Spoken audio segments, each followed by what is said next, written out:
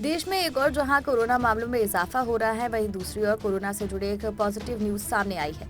INSA-CoG ने कहा कि भारत में कोविड के रिकॉम्बिनेंट वेरिएंट बहुत कम पाए गए हैं। इनमें से किसी वेरिएंट ने भी स्थानीय रूप से या बढ़ा हुआ संक्रमण नहीं दिखाया, न ही गंभीर बीमारी का कोई मामला सामने आया जिसमें मरीज अस्पताल में भर्ती हुआ हो। इंडियन SARS-CoV-2 जीनोमिक्स कंसोर्टियम ने बुधवार को कहा कि जीनोम सीक्वेंसिंग विश्लेषण के आधार पर कहा जा सकता है कि भारत में कोविड के रिकॉम्बिनेंट वेरिएंट बहुत कम पाए गए हैं। बुधवार को प्रकाशित 18 अप्रैल के अपने साप्ताहिक बुलेटिन में INSA-CoG ने कहा कि जीनोम सीक्वेंसिंग विश्लेषण के आधार पर कहा जा सकता है कि भारत में कोविड के रिकॉम्बिनेंट वेरिएंट बहुत कम पाए गए हैं। अब तक किसी ने भी एक व्यक्ति से दूसरे से संचारित होने वाले मामले बढ़ने या गंभीर बीमारी या अस्पताल में भर्ती होने से संबंधित सूचना नहीं दी।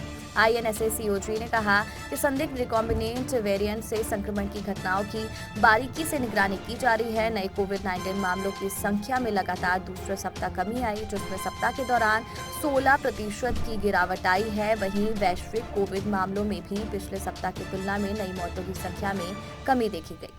INSA-CoG ने कहा कि वैश्विक परिदृश्य पर 2 रिकॉम्बिनेंट वेरिएंट XE और XT की दुनिया भर में बारीकी से निगरानी की जा रही है। XT, जिसमें एक डेल्टा जीनोम में शामिल एक ओमिक्रॉन S जीन है, ये मुख्य रूप से फ्रांस में पाया गया है। वहीं XE BA.1 और BA.2 का रिकॉम्बिनेंट है, जिसमें BA.1 से संबंधित S जीन सहित ज्यादातर जीनोम है। XE थोड़ा ज्यादा तेजी से फैलता है। XE भी BA.2 के ऊपर तेजी से बढ़ता है, हालांकि इस खोज के लिए और पुष्टि की जरूरत है।